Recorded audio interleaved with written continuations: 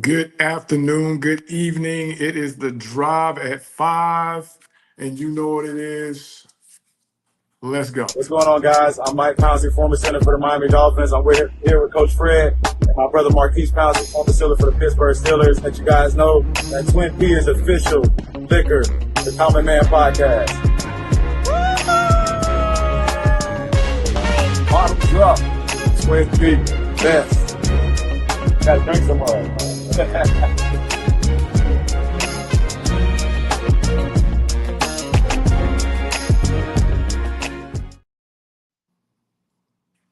As we let a few more people get in, we let it warm up just a little bit before we get started. I want to thank you all. I want to also encourage you all to get over on the YouTube channel. Make sure you subscribe and like the channel. Word of mouth, pass it on as we are building and getting ready to head toward uh, college football season, as we are in the off season right now, of course. But before you know it, the season will be here. We will be in what we call the preseason workouts, right in the summer camp, which is one of the reasons that we have one of our guests, well, both of our guests today, to talk about what goes on or what needs to go on prior to, especially now for the college student, the way college life is, so to speak, with all that has changed. When we talk about the NIL aspect, we talk about the transfer portal aspect of it.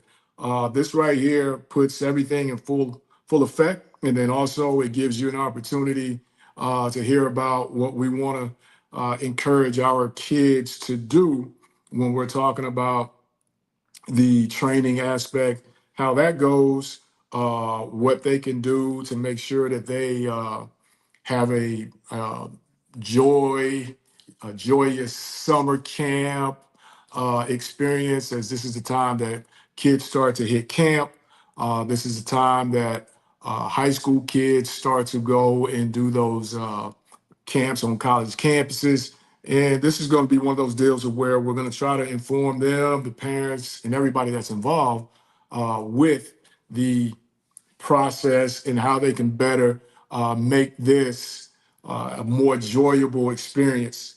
So as we get to the 6:08 hour on the East, 5 Central, as we call it, the drive at 5, we are going to bring in a nurse, LPN, someone that I'm very familiar with, someone that's very familiar with me, someone that's been become to be very familiar with the athletic aspect of things.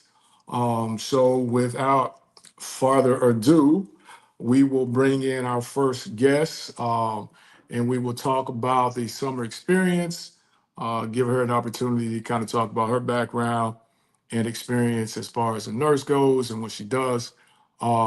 And then it's just more about just educating with the thought of our kids getting ready to hit the summer camp circuit, whether that be camps on college campuses or even our youth going out to different camps as far as like maybe church camps or whatever.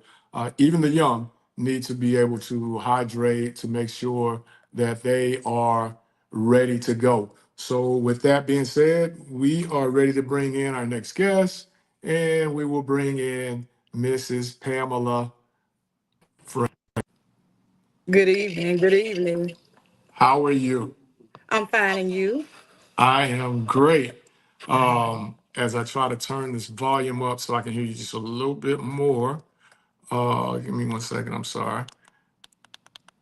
Can you hear me? Is that okay? I can hear you fine. Okay, so I got you.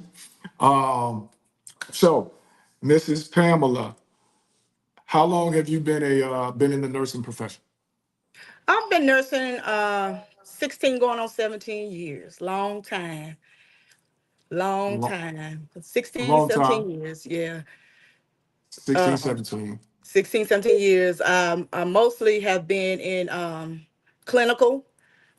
which, working in a clinic and dealing with the daily activities, people coming in, accidents, injuries, and also geriatrics, which is working like in the nursing homes with uh, the older community, which I love. But nursing has been very beneficial for me and my family.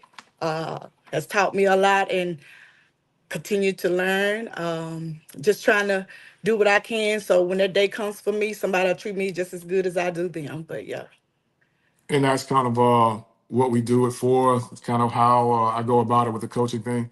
When people talk about it, I want to treat kids the same way that I would like for them to treat my kids, treat my right, grandkids. So I always want to treat people with a level of respect and care, so that when it turns around for us or our correct, family or our kids, that the same treatment is given out. And correct, with that being said, and I know that summer means camp, and that's rather it is in our case, so to speak, swimming camp. mm-hmm, We've dealt with that, but this is more of a high school ish, college ish, but hydration is good for anybody. So yes, just kind of want to talk about that, and just giving the listeners that are listening now, the viewers, uh, insight on what needs to be done to make sure you stay hydrated, and also to give them signs that they may need hydration. right. So I'll turn that part over to you. Okay. Like you said, being dehydrated, staying dehydrated is just not as well. You're a football coach, so we talk about football, but like I said, all different types of sports. Um, you can get dehydration in the older community, the younger community. It could be in regards to anybody. So it's just important to be educated about it. A lot of people don't know what dehydration is. Dehydration is just a loss of fluids and electrolytes from your body. Sometimes being dehydrated, could be mild or it could be very harmful. The body just doesn't have enough fluids to function, which means, you've lost more fluids than your body is really taking in. That's what dehydration is. A lot of time our body will give us signs and signals that something is going on with them. We ignore them a lot of times, but our body will tell us. So I call it the check engine light. Our check engine light will come on, but it's up to us, whether we answer to it or ignore it. With dehydration, we have different symptoms. Most everybody mostly has the same symptoms. You're either gonna have dry mouth, which that no matter how much water, whatever you drink of choice is, no matter how much you drink, you can't quench your thirst. Um, a lot of times our urine, when we go to the bathroom, our urine will be darker. Um, that just means that it's more concentrated because we're not drinking enough fluids to dilute it and make the urine, a lighter color. So a lot of times we can tell by our urine that we're dehydrated. You can have dizziness, lightheadedness, and most times this happens because when we're dehydrated, um, your blood flow to your brain is decreased. So with that, that causes the dizziness, the lightheadedness, and sometimes because of that decrease in blood flow, that can also cause our blood pressure to drop, which goes along with the lightheadedness and the dizziness, and then that's a whole nother issue when it get to the point where your blood pressure is low. That's a whole nother issue. We can have fatigue. We're always tired or we're drained, headaches, dry skin. But to me, the tell-all is the muscle cramps. So, we get the muscle cramps, which means that your potassium is low, in our body and our fluids. Part of dehydration is electrolytes, fluids and electrolytes, So, but most of all, when we deplete our potassium in our electrolytes, that'll start the muscle cramps. That's why we have the muscle cramps because we're dehydrated. And with that, once your potassium is depleted, that can also cause other issues. I've known people have heart palpitations because they didn't have enough. Um, potassium because they were hydrated. I mean, dehydrated, make you thinking you have a heart attack. So, people think just being dehydrated, oh, just dehydrated, I drank some water, this and that. But sometimes it can be very harmful, and it can be an issue. So we do need to pay more attention to it, especially with how hot it has been being down here in the South during the summers.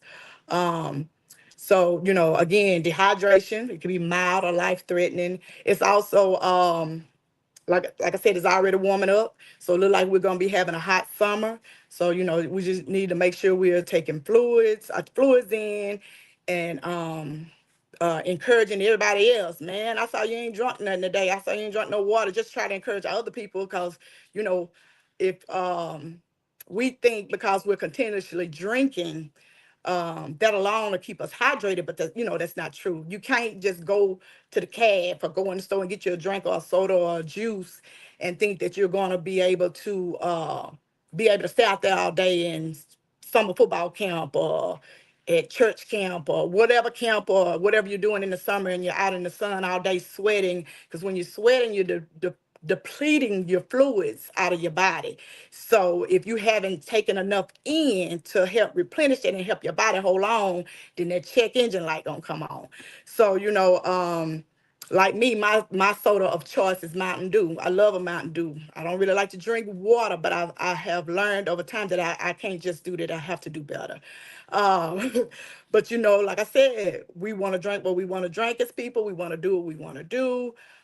Even though we know we should be doing this or doing that, we don't, we still want to do what we want to do. So we go in there and get the drinks. Don't get the water, don't get the Powerades or the Gatorades, and then we run into an issue, because nobody thinks that they're not, not in shape. So when y'all are out there for the 2 days, is it still called 2 days? Camp. Camp. Oh, it's just camp now. When I first met my husband back in the day, it was 2 days. They used to have 2 days in the summer. So now it's just camp. While you're out there in summer camp, it's just good. And y'all as coaches and the strength conditioning, whoever, they just need to encourage you, drink as much water as you can, being out there in the sun all day. It's just, we just gotta just stay hydrated. And so, as that, it's just like, okay, so y'all out there in summer camp, y'all are preparing for football season, right? So while you're preparing for football season, you need to be preparing to stay hydrated. You know what your job is, you know what it pertains of, you know what it's gonna require from you. So you need to, do things on your end so you can deliver on the field or wherever, when it's time. So, that all starts with your intake. We just have to watch what we're drinking, what we're eating, um, you know, what you eat or what you drink. You saw, instead of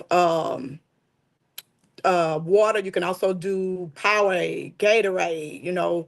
Those are the sports drinks. And with the sports drinks, it kind of helps balance it out. Water is the choice to keep you hydrated, but then when you get dehydrated and sweat, you lose your electrolytes as well. So when you drink those sports drinks, the Powerades, the Gatorades, um, that'll help replenish your electrolytes back, so that your body can function properly. So um, the sports drinks, they have like the um, sodium in it, the potassium in it, the B12, the vitamin C, the magnesium that you're losing when you're sweating, that don't necessarily come from the water, but you within them drinking, in between the water and the sports drink, it'll help you get back and get your body, leveled out. So when you're choosing the sports drinks, you're replenishing the electrolytes, and when you choose the water, you're replenishing your fluids to your body. And like I said, they work together. So, but like I said, the water is the most efficient. Um, it's said that we should drink what, 8 cups of water a day, I think, which is around 2 liters. So that's for a regular person. So like if you're athletic, you need to be drinking more than that. So now they have what, the IV packs, the electrolyte packs that you can buy and add it to your water. Because you shouldn't just wait till the day of and you're out there camping, you're hot and you're trying to get some Gatorade or water. Like I said, you need to prepare before. So, you got camp for the next 2 weeks. You need to be preparing even when you're not at camp, what you're drinking and what you're taking in. But like I said, a lot of people don't take it serious enough. And then when you fall until you fall out or something happens, and then we got to come see about you. So yeah, dehydration. Like I said, it can be harmful, or it can be mild. Well, thank you. You need to make sure you're drinking as well. Uh, B, make sure you're drinking as well. Zach in the background, because he'll get out and do all that filming and everything else. And again, if it's just the construction workers, if you are in lawn care, if you are someone who is constant in the warehouse, that's not That heat. regulated with the temperature. You need to be drinking, and you need to be drinking heavily, uh, especially if you know you're going to be in direct heat and putting on the sweat. Uh, Right. a lot of barbecues are coming up, Yeah. a lot of cookouts. Whoever's manning the grill needs to make sure that they are drinking and drinking and drinking water, not necessarily adult beverages. But if you're drinking adult beverages, you need to make sure you're also Hmm. following that with water. Hmm. So, with that being said, we want to say thank you, Ms. Frederick, No for your problem. input. And hopefully, we'll be able to get you back and talk about something else a little bit later Hmm. on another episode. Hmm. And again, if anybody wants to talk uh, about it, we can point them to this episode as far as what they need to know. And the more you know, the better you are. And Right. again, I want to say thank you and Problem. see you later. All right. No problem. Thank you. Y'all have a good day. Man, lady with the same last name. Just got off from work, came in, wanted to talk hydration. I kind of put her on the spot to come in and just kind of give us that, especially with the camp schedule right around the corner for us. So right now, we are going to bring in Miss Tiffany Womack, up and coming uh, agent in the game, wanting to turn the corner and become maybe the second Lady Liberty. And I only make that reference because she's been on a show with us. Lady Liberty is a female agent working in the sports business. And I know Miss Tiffany is really, really down in it, dug in it. Uh, Not just the sports side of it, as far as guys that have completed their college eligibility. She is dug in it with kids at every level, trying to help them reach their goals. But I'm going to stop and I'm going to welcome her and let her tell us a little bit more about who she is. Tiffany Walmack, how you doing? How you doing, Coach Fred? I am I'm good. I'm I'm good. excited to be here. Oh, good, good. I'm glad. I'm glad we got a chance to touch base, reaching out and want to kind of talk about what it is that Elite Dynasty does, what you do, and your story about how you got here. As we talked with Lady Liberty a couple weeks ago, this is a unique space for women to kind of be in, because you're not just dealing with, say, WNBA, overseas women's basketball, or professional women's sports. You guys are dealing with male sports, a male dominant industry, for lack of a better way to put it. So again, telling your story, who you are, where you're from. Let's talk about it, Miss Tiff. Gladly, gladly. Well, it basically starts out. I am a HBCU girl myself. I was born in Chicago, Illinois. So I have family that was originally in the Starkville, Mississippi area. So I kind of gravitated down towards this way. to help my grandparents out once my grandmother took ill. So my mother kind of took over with helping her with that.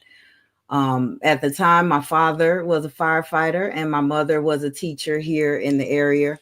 So that was something that I've always kind of been into, just giving back to the community, trying to find a way to give back to the kids above all else. So I got my roots in sports. I grew up here in the country. So as a country girl with a little bit of city grit, I kind of started out playing basketball on the scene here with the youth sports. And I like to think that was a big pillar and a big start for me kind of gravitating into understanding what it was like to be an athlete and to also get an understanding of what it was like on the end of being a parent, in the sport. Like I watched my mom go through all sorts of trials and tribulations when it came to, understanding when you needed to back off and let your child kind of navigate that space, that relationship with the coach. So I got a good glimpse of that. And from the athlete perspective, I just kind of knew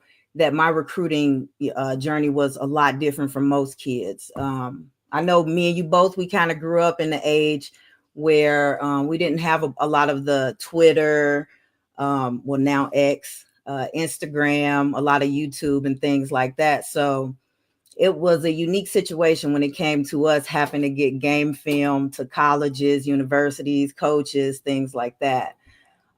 Because I was out here in Starkville, Mississippi, we know that when it comes to pretty much ball in Mississippi, you've got to be in the Jackson area, a lot of the other more Oh, city like. Coach. Yeah.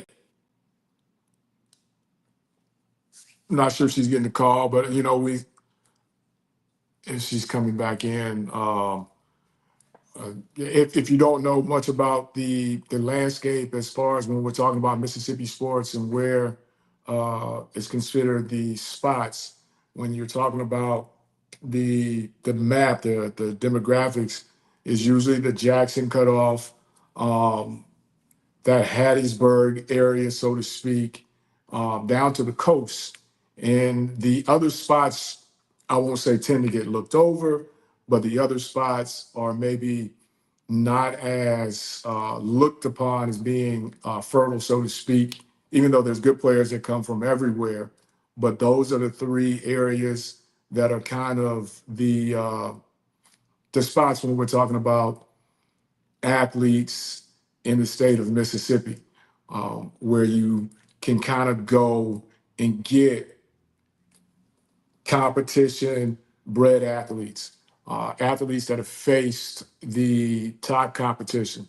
When you're on the coast is going to have great kids because they're going to play uh, against each other. They're going to move up not too far from Hattiesburg, so they're gonna play against the Hattiesburg kids. The Hattiesburg kids are going to move up. They're going to play against the Jackson kids because they're all fairly close. And when you talk about that, now it's kind of moving out to, Starkville High. They play and they're recognized as a good program, a really good program within the state. When you talk about going up to North Mississippi, um, that has been a deal for a long time as well. When I'm trying to read that comment, Zach, help me out. Um, the North Mississippi area, when we're talking about power company. Okay, so she'll be back on here in a second. The North Mississippi, the Panolas, for years in Mississippi, state championship after state championship, state appearance after state appearance. And those schools become the pillars, the powerhouses, and now you kind of look now that's becoming, say, Oak Grove-ish, uh, Jeff Davis, formerly known as Bassfield.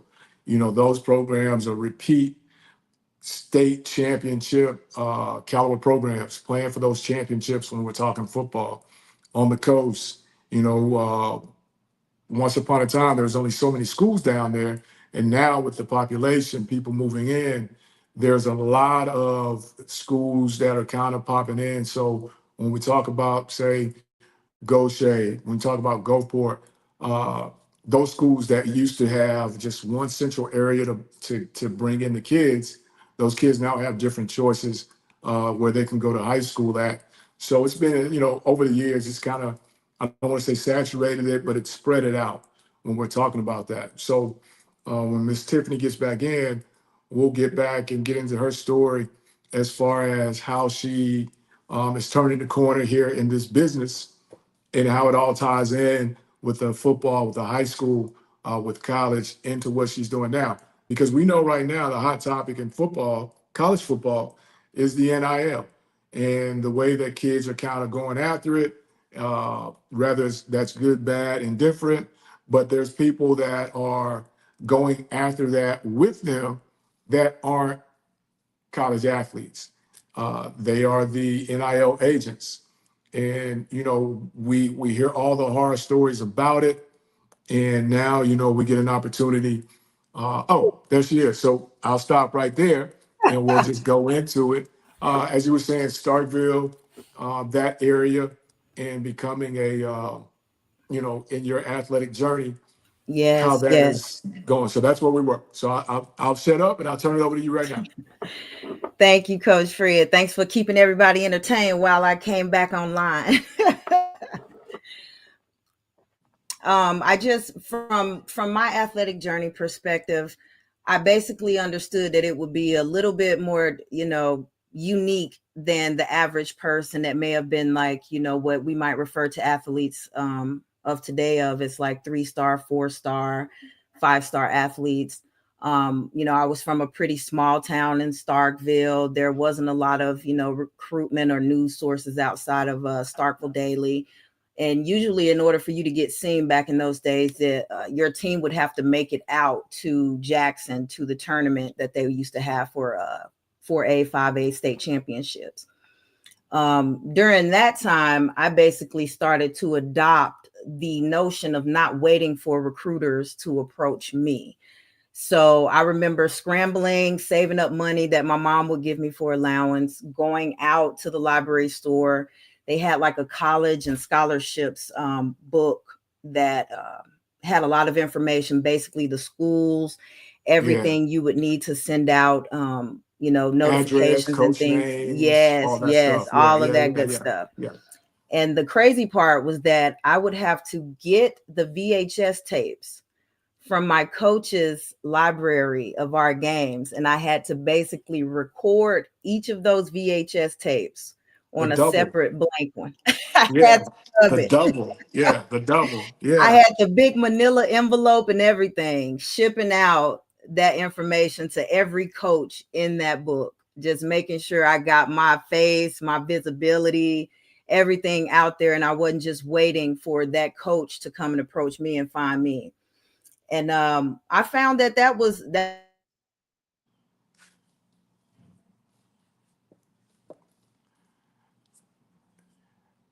Hey B, I'm a little I'm a little happy that this is not just you know, time to time, my little deals. I'm not gonna jinx myself, so let me stop. I'll just bring it up later when we're talking about it.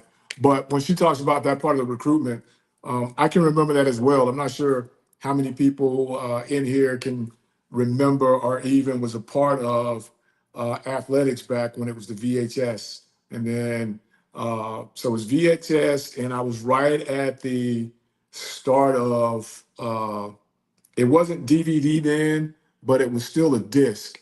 And you had to go through, and the book that she's talking about was this book that you could. It was in every coach's athletic office, and you could find this book. And this book literally had listed every college and university and what sport they had there at each college and or university, and the address, standing coach or whatever, and it was an alphabetical order, and I mean, you could go through and start from Arizona and go all the way down to whatever the last university letter was in that book, and you can find it. You could find an address. You could find a phone number to the office. And I can't remember the name of that book, but that book is really, really thick. It was almost like a yellow page, but it was a blue book. It was a blue book for us back in Mulberry Senior High School. It was a blue book. I remember it vividly. When she said that, it instantly took me back to memories, because I can remember seeing that book in Coach Ivy's office, and I can remember seeing that book in Mr. Hunter's office, who was our guidance counselor, Ms. Bosworth, guidance counselor. They had that book as well, and you could go in there, and I can remember asking for that book because at the time I thought I could be the next guy to feed the ball to Derek Coleman while also running routes in the Carrier Dome playing football during football season. Uh, Ninth grade was a huge, huge Syracuse fan. That's what I wanted to do. And I can remember finding that book and trying to get information sent out to Syracuse and the whole nine. So when she brought that up, it brought back a lot of memories there because, again, it goes to how the game has evolved, how the game has kept changing, how it's grown. And now we're in this sector to where it is growing.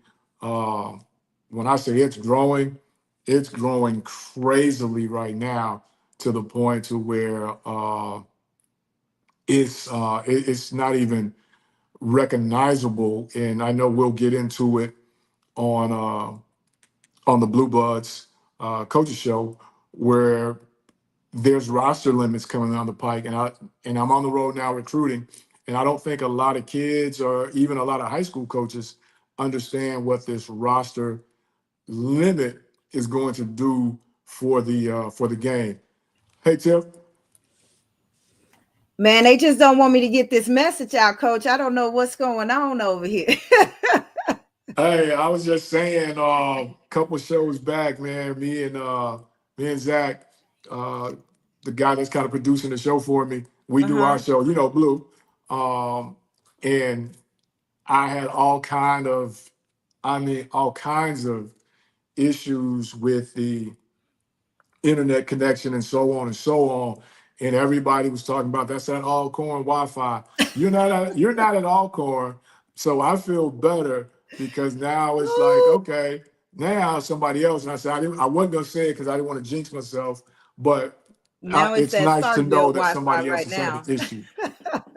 Knock, knock. All right, go ahead, go ahead. So you got the vanilla folder. You've packed up Yeah, VHS tapes. You've shipped them out. Where we at? I've sent them out, baby. I've gotten now responses back from University of Memphis. I've gotten some traction now, basically getting my name out there. Auburn, Mississippi State. I used to talk with Coach Fanning to try to get my recruitment up. So it was just a big game changer when it came to actually going to the coaches and making that first impression versus waiting for them to come back to me and basically find me. I know we would all like to think that we're super athletes and things like that, but if you think about it, across 50 states and the kids that you have out here competing across the board, it is like finding the needle in a haystack when it comes to finding good talent that's out here in the game. And that was just on the basketball level. I can even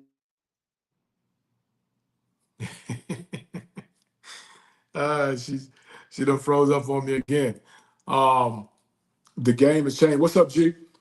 The game has changed tremendously, and even in the recruiting aspect, but it is still really tough because a lot of people nowadays may not have the same how do we put it, may not have the same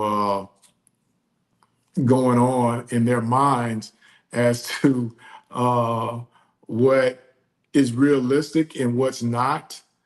And that in itself makes it really, really tough because what I may see as a FCS player, what Zach may see as an FCS player, they 9 times out of 10 don't see themselves as an FCS player. They see themselves as a Power Five player.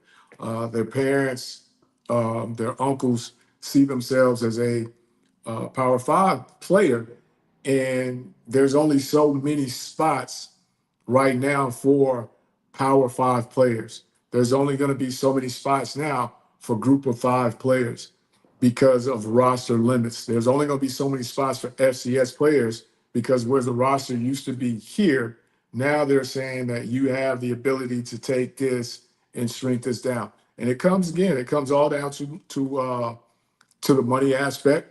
And you can save from having 110 if you cut down to 85, and that's at the FBS level, going down to that, and now FCS level, going down to that as well. But the different number. So when you talk about it, it's one of those situations of where she hit it perfectly. Needle in a haystack, but the needle is not the player anymore. It's the university. You guys have got to understand and decide what it is you want to do. And when that goes to the side, you only have so long to decide how I'm going to move about this. It's over 11,000 kids in the portal right now. Over 11,000, not 11,000, over 11,000. It's probably closer to 12. And you've got to understand and to put it in perspective, there's over 11,000. And then you're talking about, it's not like all the universities across the country lost every kid they had. No, they still have, for lack of a better way to put it, they still have full rosters, right? They still have full rosters. So again, it's over 11,000. There's not 11,000 spots to go. So again, you get caught. Back to you, Tip. Let's get this message now. Let's go. Yes, let's go. Let's go. So basically, that was something that touched me when it came to figuring out the process of how I was going to, basically help other guys get into school, get help getting, navigating the transfer portal. I do know that there are a lot of athletes out there that do have that talent that aren't being given, the chance to showcase it a lot of times. And it's not necessarily because they don't have the talent.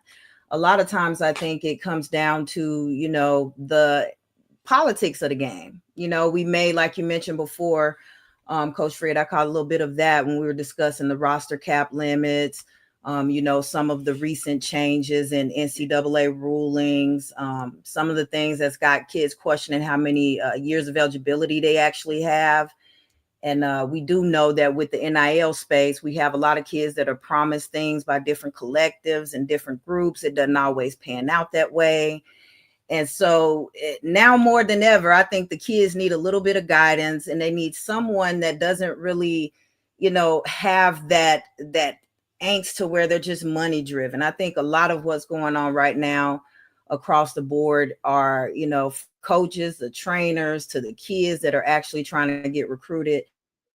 I think it's just mostly a bunch of money hungry things going on right now. And as with most things, when you have money involved and the excess of it, because we got kids that are in their early, teens, 18, 19, 20, that are signing NIL deals for multiple millions of dollars. You're going to have that aspect of a different type of grooming that you have to do for those kids. There's a different level of attention we have to pay to our kids' social media, their branding, just things that we have to start early. I know sometimes you guys may have even noticed some kids that are on Instagram that are like 9 and 10 that have their own pages, their Yeah, real talk. That's real talk, because we've offered um, a couple of young kids that have a tremendous following, but they also play really good football, and we've offered those kids, and it's crazy to think this day and age that kids are thinking about branding, um, marketing themselves, and what their brand is going to be. That was never a thought for us. Technically, we just wanted to play. And I'm not sure who the first was to come with a branding issue, hit the scene. protect your brand. That was something that just recently hit, and everybody is doing it. That's just what they want it to be, and I think that's where we get thrown off because, as she hit, there's people that think that every kid out there is signing an NIL for a meal, and that's not the case. Um, there's probably a handful of guys that are really getting to that kind of money. Only a handful. And when I say a handful, I'd be willing to go out and be you can help me with this. I'd be willing to guess that there's probably less than 15 guys that are getting to that kind of money, if that makes sense to you guys. And when you get to that kind of money and then it's publicized and now everybody thinks this is the norm when it's nowhere near the norm of what people are getting when you're talking NIL. Um, and again, NIL wasn't meant to be the way that it's kind of being used now. And I've been on that soapbox before. I'm not going to get in that soapbox. We're just talking, trying to get to a certain point here. Hopefully, Miss Tiffany Womack can get her stuff taken care of. I know she's got some issues going on, but we're not going to get on that NIL bag today. But Zach, if you come in and help me real quick, I know you and Timothy kind of did this. Timothy did this little breakdown, and I don't have it in front of me, but I know you know the numbers off the top of your head because you're that kind of guy. You're the super producer. Um, when we talk about the transfer deals, or did we get her back? I think we got her back.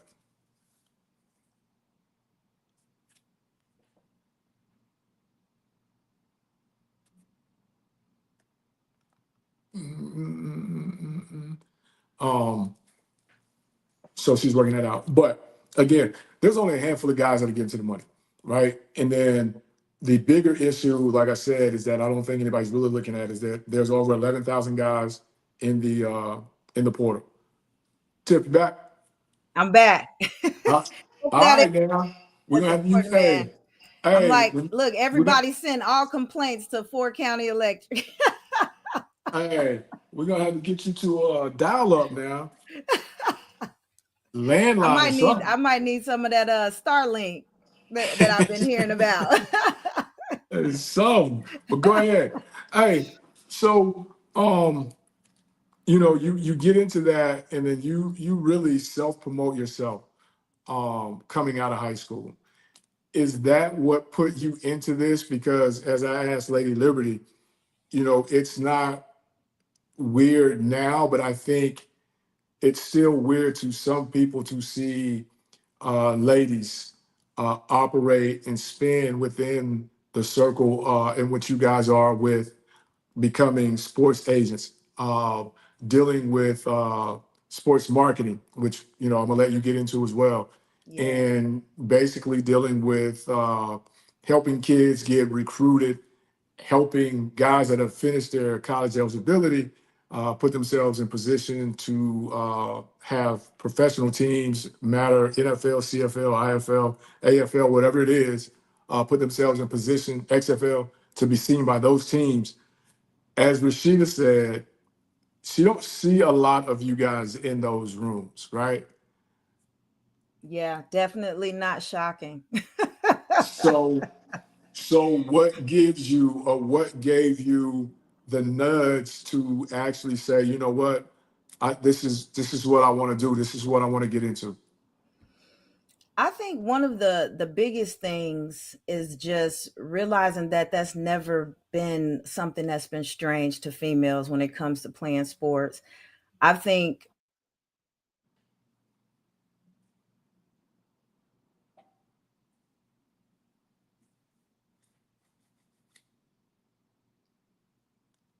I keep saying thumbs up, but again, and just to go back to my point, and we're probably going to have to get Ms. Womack onto another show.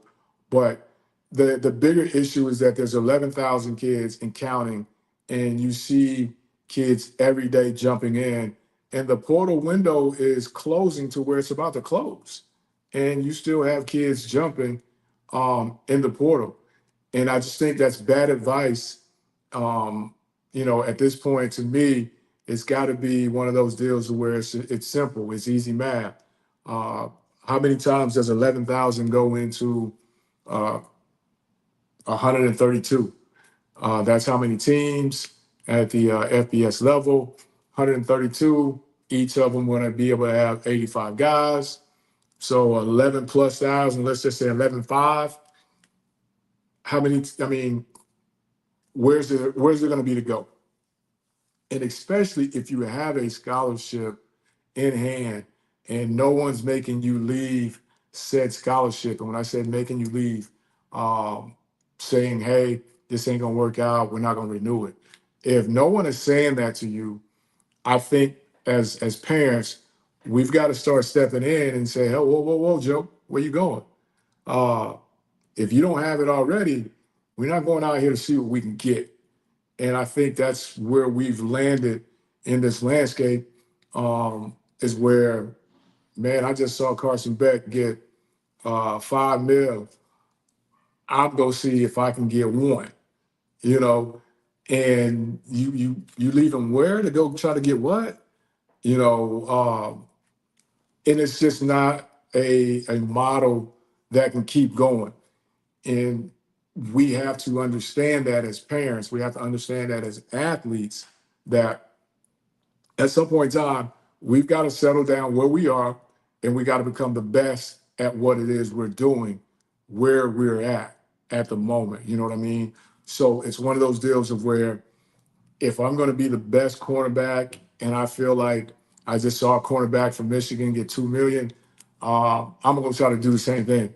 Well, you got to understand now that guy from Michigan is what, 6'2", you're 5'10". That guy from Michigan runs a 4.3. You run 4.5. That guy from Michigan was a 5-star coming out. Maybe you were a 2, 3. So there's measurables that we've got to be able to put into reality and basically say, you know what, let me make this work right here at Coach University. And if I make this work at Coach University, then everything else is going to be fine. I'll eventually find the bag. And then we've got to make sure also parents and also anyone that's dealing with these college athletes, whether it's somebody in your house, whether it's somebody you know, when they start hitting the portal, because I just heard a story out here on the recruiting trail where a kid left, and I've said this from the beginning, and I've heard others say this, where a kid left X university and went to Z university. All his college credits didn't transfer over. And this young man at X university, where he was slated to graduate in December, meaning he had one more semester and he was going to have his college degree in hand with another year to play, right? So he left X university with 2 years, but he was about to graduate. He gets to Z University, everything doesn't transfer, majors don't exactly line up, and now he goes from about to graduate to he is now mad because they're telling him he's basically at a incoming junior status. So I think those are things that the kids have got to really start to pay attention to now, especially if you're undergrad and you're in this transfer portal. You've got to understand and know right now, if all my college hours, and let me just tell you, nobody has a situation of where they transfer and all their college hours go with them. That just don't happen. So you've got to understand, and then you got to have also someone in your corner to think about it. You're going to lose X amount of college hours. How close are you to that college degree?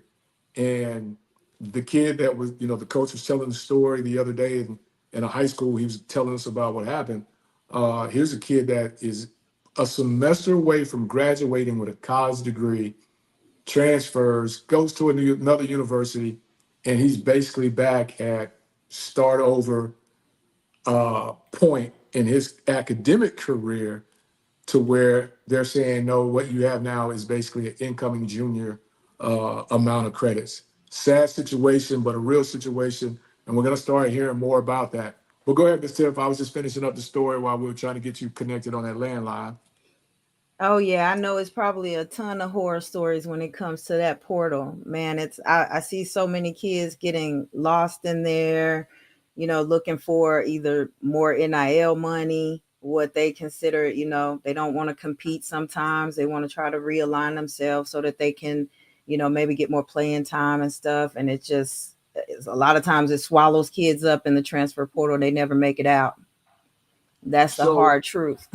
and that's the very hard truth. And so as we're getting close to the mark to where we kind of close out, what I Hmm. really wanted to have you kind of talk about, if you could, um, entering into the world of agency, and then elite is also not just college players that have finished their college eligibility. You guys are now in a space to where you're helping said college athletes to find opportunities for NIL. Now, we've heard all the bad stories about the street agents, the barber that became the Oh NIL man. agent, the uncle that became the NIL agent and just started moving.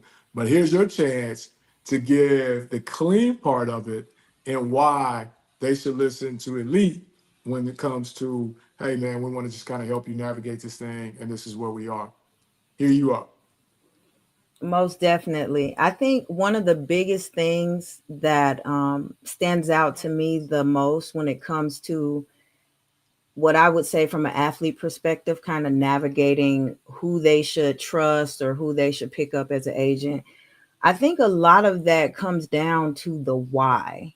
The why for me was beyond the money aspect of it. During my when I first started out, I'm working full time as a software engineer. I'm a veteran, Army veteran, so I've never really had an issue with worrying about how I would financially take care of myself. So, I'm already what I would consider well off pretty much. Like I'm okay to just coast it, retire, when the time comes. I've got land, I've got country, little things to kind of hang out and enjoy the rest of my life. But I think that was an opportunity that God placed me in to be able to give back to those who may not necessarily know that some people are in it for the wrong reasons. There's so many kids that just aren't aware of what their options and stuff are. They really, some of them really think that they have to have an agent to even be seen. And so if you're getting into the space for the wrong reasons, whether you're from the client perspective, being the kid that's actually looking for representation, or from the agent side of it, if you're just looking for a quick buck, if you're looking for I would say your glorious first round pick, you know, guy, and you're just hoping that it just carries you into some type of popularity. And I do notice that it's some agents that it seems to kind of get more of a kick out of being in that limelight in the entertainment business than it is just trying to give back and help these kids get into the same type of lane that we're in. At the end of the day, we know football is a very, very brutal sport, more so than some of the sports that I've had to play. Basketball, it is what it is. We have rules and regulations from, getting a little bit too crazy with it. But when it comes down to football, a lot of these guys really could get life ending injuries, or they could get things that change them for the rest of their lives, for, their foreseeable futures. So I think you need to have somebody that's able to look at the ugly side of the game. And if you're in it for the right reasons, you're going to try to make sure that athlete is okay. And it feels more like a family. Like I want to make sure that athletes that I work with, that you actually have options outside of the field. I want to make sure if you're going through something, I think that affects your gameplay. I think that affects your ability to train, all of that. You have some of us that come from homes where we may have a single mom that's working and trying to help us. She's working two jobs. So you don't have a lot of mentors that are, stepping into it for the right reasons to see if the kid's okay. First of all, mentally, financially, all of that. And then once you're able to dig past that and the kid sees that you're actually interested in them genuinely, then you can move past to the next stages of trying to see what their future is going to be in football. But I think you have to set that foundation that you actually care about where they're heading in life as a person. I want to make sure any of my guys that don't, make it to the pros or, things like that. I want to know what your passions are. I want to know, do you have a passion to be a coach? You had Aaron Rodgers, he went out for his medical degree. We may have some guys that are actual MIT dudes that could be out here building the next satellite, or, the next doctor or brain surgeon might be out here on the football field. And that was one of the things that excited me and got me passionate about it, because, we're not just some dumb jocks. I went to HBCU school. I went on a 4-year basketball scholarship, but, I'm a software engineer. That's what my passion is. Sports are my passion too, but it just goes to show that we've got a different aspect of us as well. So I feel like all athletes need the opportunity to show that. Like, you need to show what your other passions are. You need to show the world what else drives you besides football or basketball or whatever sport you might be chasing right now. And that's important. We go through problems, we navigate mental health issues, we have financial issues, we're going through school issues. The kids need to know that we care just as much about that as pushing or propelling them into the professional lane. So that's something that I'm severely passionate about. It's something that has gotten me into sports a long time before this, when I was working in Texas with high school sports.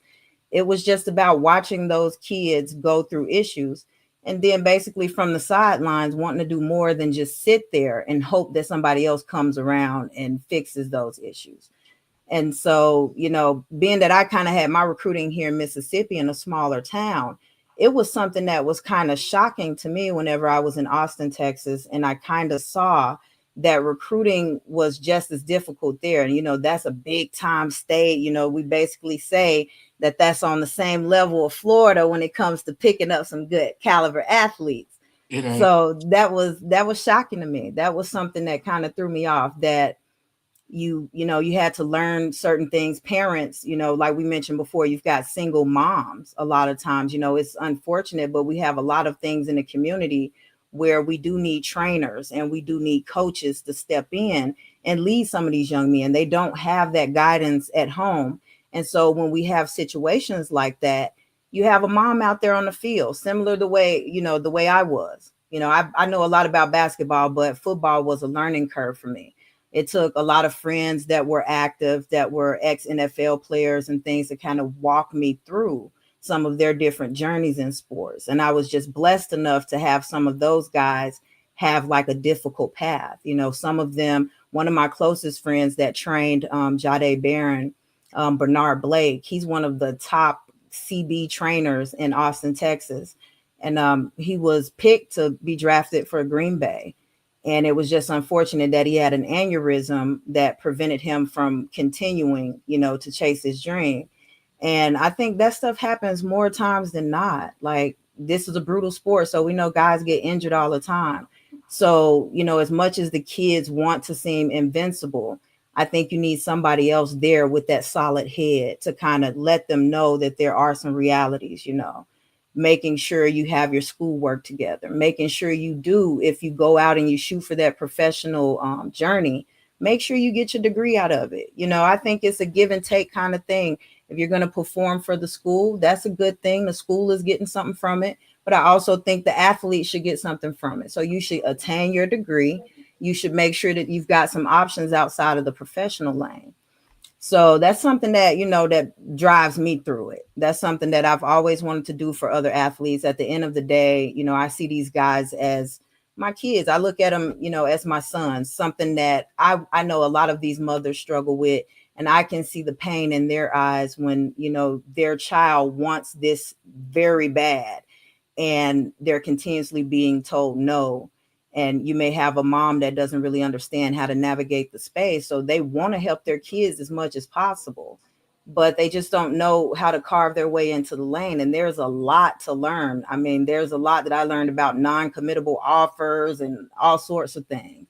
So I know that there's a learning curve there. And I know that there's a bunch of moms, like you mentioned, Coach Fred, is not really a space where a lot of women are, So I've witnessed a bunch of women, go to practices and training sessions with their kids, and they're standing on the sideline and they're a little bit, kind of standoffish. They don't really know what to ask. They don't know, they don't want, the trainer or the coach to feel like they're being aggressive or they're, taken away from the experience.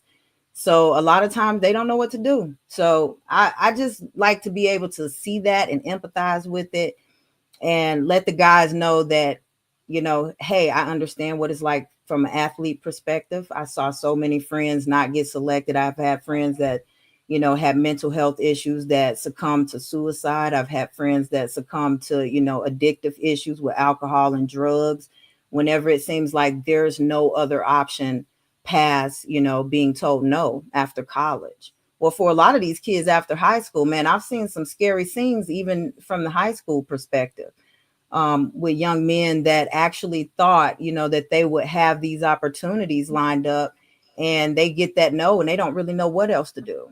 They're stuck in their cities. They're trying to figure out, is there a way for me to get to school?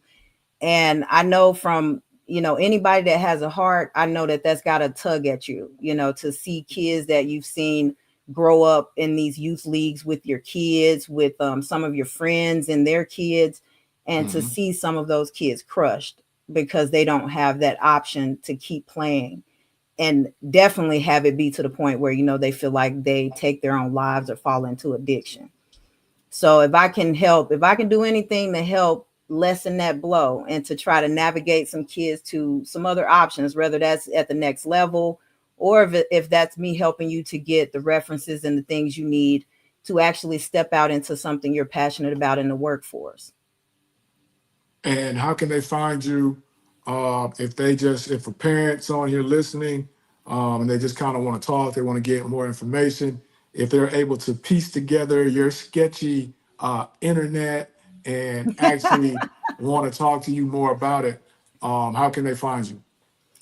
You can find me on social media. I'm under Woo Live Crew, and you can send me contact DMs. I'm pretty much open on there. I have my phone number on there too. So you guys can feel free to reach out, even if you have any questions.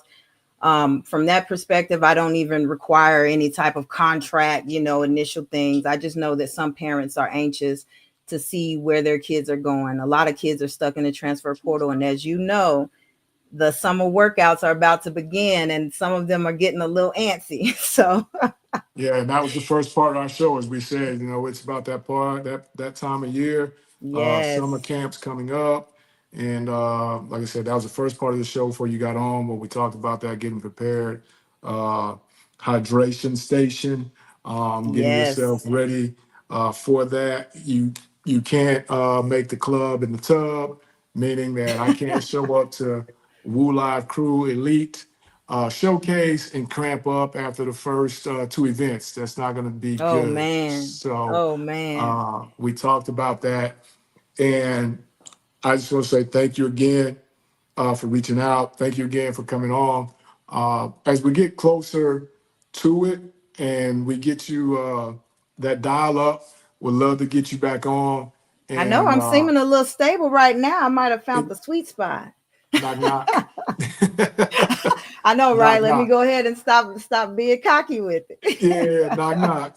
Um, but again, if anybody has any questions if anybody wants to know how to navigate that part of the game, man, reach out with the information she gave you. Again, like I said, thank you. We have to get you back on again closer to the Anytime. season, and we'll go from there, man. Thank you, thank you, thank you. Thank you, Coach Fred, for having me. Next time, hopefully, I have some better internet so we can get right to it. Right, Miss Software.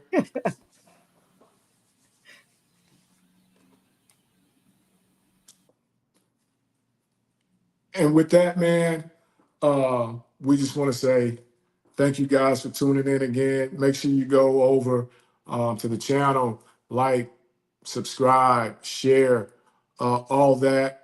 Again, we want to say thank you again for coming on. Uh, Apologize for the technical issues, and we will work through those on our end and our guest end. And we just want to make sure that we continue to bring you guys that heat Again, I want to thank the producer in the background, my guy Zach. Lay around, look around for us as we're going to be coming back as it gets closer. Right now it's kind of that downtime, but once this window closes, this portal window closes, we got moves to talk about, and we'll be talking about them. And again, as we always say here, when it's going crazy around you, hey, relax, take your time, keep it all on the table.